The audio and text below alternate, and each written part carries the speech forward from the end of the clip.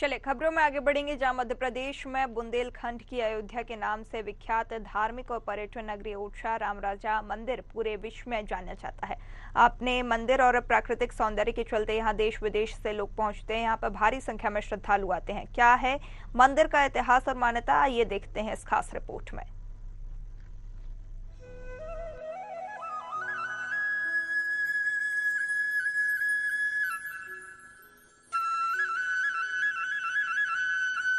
ओरछा मध्य प्रदेश के निवाड़ी जिले में स्थित है। यहाँ स्थित चतुर्भुज मंदिर विश्व प्रसिद्ध है, लेकिन इसके पीछे एक बहुत ही मजेदार किस्सा है। इस मंदिर को 1558 ईस्वी से 1573 ईस्वी के बीच राजा मधुकर शाह की ओर से बनवाया गया था। एक दिन महारानी ने ये निर्णय किया कि वे अपने प्रदेश में भगवान राम की स्थापना करवाएंगी। इसी कारण वे राजा को बिना बताए अयोध्या निकल गयी, जहां घोर तपस्या करने के बाद भगवान राम उनके साथ बाल अवस्था में चलने को राजी हो गए। ओरछा छोड़ने से पहले महारानी ने अपने सेवकों को चतुर्भुज मंदिर का निर्माण करवाने का आदेश दे दिया था। उधर जब राजा को रानी के चले जाने का पता चला तो उन्होंने उनकी अनुपस्थिति में चतुर्भुज मंदिर के निर्माण कार्य को पूरा करवाया। कुछ साल बाद रानी भगवान राम को लेकर ओरछा पहुंची और अपने महल में रखा।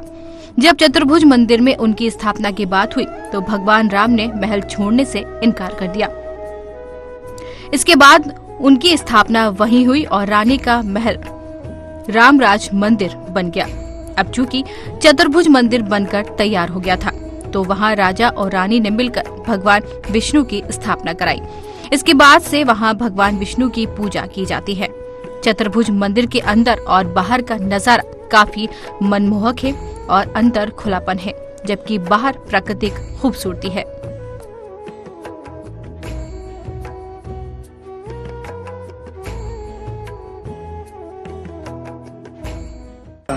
देखिए, ओरछा बुंदेलखंड की अयोध्या है और ऐसा माना जाता है कि 16वीं शताब्दी में जब यहाँ के राजा महाराजा मधुकर शाह थे तो उनकी महारानी धर्मपत्नी कुंवर गणेशी जो भक्तमती थी, वो राम राजा को साक्षात अयोध्या में जाकर के उन्होंने तपस्या की और राम जी को साक्षात गोदी में लेकर के उन्होंने आकर के ओरछा राज सिंहासन पर बिठाया।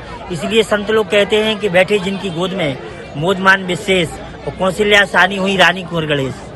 और तब से ओरछा जो है अयोध्या के रूप में इसकी विख्याति है और लाखों दर्शनार्थी रोज बुंदेलखंड की इस छोटी अयोध्या को देखने के लिए देश और विदेश से नित्य आते हैं। और राम जी यहाँ साक्षात सरकार के रूप में साक्षात रूप में विराजमान है। और ऐसा माना जाता है कि अयोध्या का जो सबसे पुराना प्राचीन जो विग्रह है वह ओरछाधीश महाराज के नाम से ओरछा में विराजमान है। ये ओरछा का और अयोध्या का जो संबंध आपने पूछा है, ओरछा की स्थापना 16वीं शताब्दी में जो है यहाँ के जो महाराज थे मधुकर शाह, उनके द्वारा की गई है। और अयोध्या में भी जो अन्य मंदिर बने हुए हैं, जैसे कनक भवन मंदिर जो वहाँ का प्रमुख मंदिर है, उसकी स्थापना भी 16वीं शताब्दी में यहाँ के जो राजा थे सरप्रताप सिंह, उनकी धर्मपत्नी जो है रुक्मणी देवी ने वहाँ पर जो है उसकी स्थापना की थी, जिसे कनक भवन के नाम से जाना जाता है। और कनक भवन का जो ऐसा भी माना जाता है कि कनक भवन का जो विग्रह है वह ओरछा रामराजा मंदिर से मिलता जुलता है। और ये दोनों मंदिर जो है ओरछा टिकुमन नरेश के द्वारा ही बनवाए गए हैं।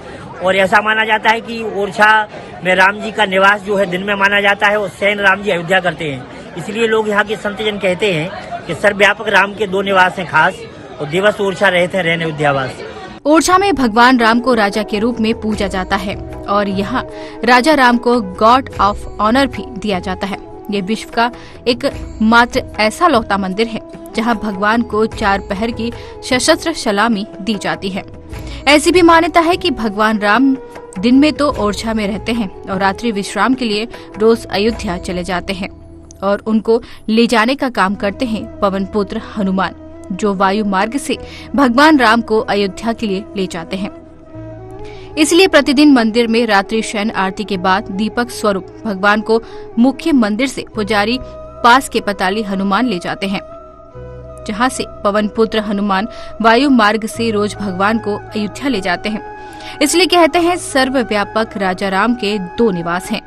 खास दिवस पर ओरछा में रहते हैं। शयनयान अयोध्या धाम यानी श्री राम के 2 निवास हैं। दिन भर ओरछा में रहने के बाद शयन के लिए भगवान राम अयोध्या चले जाते हैं और आज भी जन जन के आराध्य भगवान श्री राम राजा सरकार को संपूर्ण बुंदेलखंडी में राजा के रूप में पूजा जा रहा है।